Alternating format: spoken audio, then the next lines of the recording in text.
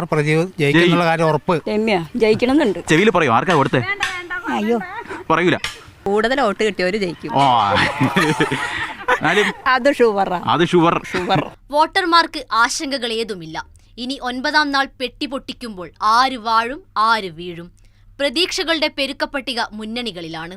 ഇനിയും ധാരാളം ആളുകൾ നമ്മൾ പ്രതീക്ഷിക്കാത്തൊരു വിളിച്ച് ഞങ്ങൾ ചെയ്തിട്ടുണ്ട്, നിങ്ങളെ വിശ്വസിക്കൂ എന്ന് പറഞ്ഞ് പറയുകയുണ്ടായി. അപ്പോൾ അതൊക്കെ ഒരു സന്തോഷം കൂടുന്നതാണല്ലോ.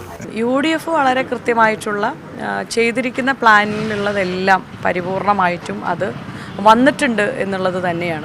2021 നിയമസഭാ തിരഞ്ഞെടുപ്പിൽ 77.28% ചേലക്കരയിലെ പോളിംഗ്. എന്നാൽ ഇത്തവണ അത് 72.77% കുറഞ്ഞു. പോളിംഗിലെ കുറവിൽ ഇടതുമുന്നണി പ്രതീക്ഷയിലാണ്. ചേലക്കര നിയോജകമണ്ഡലത്തിൽ വൻ ഭൂരിപക്ഷത്തോടുകൂടി UR പ്രദീപ് ജയിക്കും എന്ന കാര്യത്തിൽ യാതൊരു സംശയവും ഇല്ല. വയനാട് സംബന്ധിച്ച് വയനാട് ഞങ്ങളുടെ നില മെച്ചപ്പെടുത്തുക എന്നുള്ളത് മാത്രമേ ഉദ്ദേശിക്കുന്നുള്ളൂ. 5 ലക്ഷത്തിന് മുകളിൽ ഭൂരിപക്ഷം പ്രതീക്ഷിച്ചിരുന്ന വയനാട്ടിൽ പോളിംഗിലെ കുറവ് കോൺഗ്രസിന് ആശങ്ക നൽകുന്നതാണ്.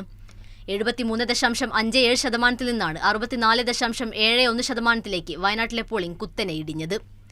ചരിത്രത്തിലെ ഏറ്റവും കുറഞ്ഞ പോളിംഗ്. പ്രിയങ്കയുടെ ഭൂരിപക്ഷം പ്രതീക്ഷിച്ചത്ര ഉയരില്ലെങ്കിലും കോൺഗ്രസിന്റെ കണക്കുകൂട്ടൽ ഉയർന്നു തന്നെയാണ്.